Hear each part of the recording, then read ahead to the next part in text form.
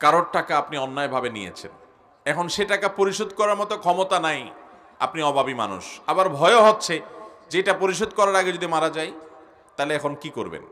দুই তিনটা রাস্তা আছে। এক নম্বর রাস্তা হলো, যার হক মেরেছেন তার কাছে বলে মাপ চেয়ে নেওয়ার চেষ্টা করবেন, যদি মাপ চাওয়ার মতো হয়।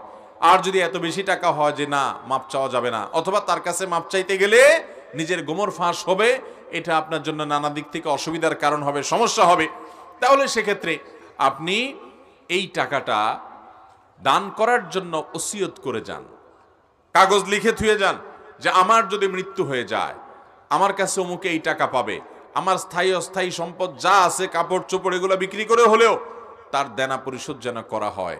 ওয়ারিসদেরকে ওসিয়ত করে চিঠি লিখে রেখে যান, তাহলে আপনার মৃত্যুর পর আপনার ওয়ারিসরা তারা এই দায়িত্ব পালন করবে।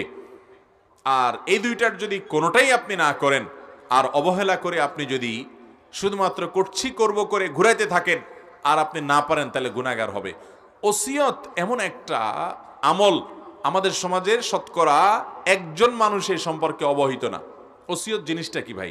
নবী করিম সাল্লাল্লাহু আলাইহি সাল্লাম বলেছেন, তোমাদের কারোর যদি মৃত্যুর আগে তোমার পরিবারের লোকদেরকে ওসিয়ত করার মতো কিছু থাকে, তাহলে ওসিয়ত করার বিষয়টা লেখা ছাড়া সে যেন দুটি রাত অতিবাহিত না করে, তার মানে সে যেন এটা লিখে রাখে। এই জন্য আপনি লিখে রাখবেন আপনার পাওনা দেনার বিষয়, ওসিয়তনামা একটা খাতা লিখে রাখবেন, হে